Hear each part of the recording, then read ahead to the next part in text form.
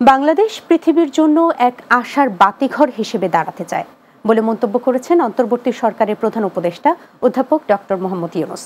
মঙ্গলবার কাতারের রাজধানী দোহায় আর্থনা শীর্ষ সম্মেলন 2025-এর উদ্বোধনী অনুষ্ঠানে বক্তৃতায় তিনি একথা বলেন। ডক্টর ইউনূস বলেন, বিভিন্ন কারণে পৃথিবীর রূপান্তর ধারণার চাইতেও দ্রুত ঘটছে। এই মুহূর্তে বিশ্ব বিভিন্ন সংকটের চাপে জর্জরিত। জলবায়ু পরিবর্তন দ্রুততর হচ্ছে, ভূ রাজনৈতিক উত্তেজনা বাড়ছে এবং গভীর হচ্ছে মানবিক সংকট।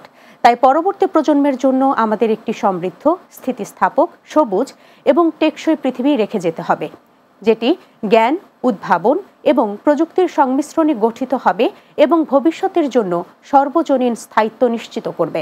সম্মেলনে প্রধান উপদেষ্টা বলেন, বাংলাদেশ এখন এমন এক অবস্থায় দাঁড়িয়ে যেখানে একটি নতুন সামাজিক চুক্তি করার সুযোগ এসেছে। এটি এমন এক চুক্তি যেখানে রাষ্ট্র ও জনগণ, বিশেষ করে যুব সমাজ, অন্তর্ভুক্তিমূলক ব্যবস্থা, ঐতিহ্য, ন্যায় বিচার, মর্যাদা এবং সুযোগের ভিত্তিতে একটি ভবিষ্যৎ একত্রে গড়ে তুলবে।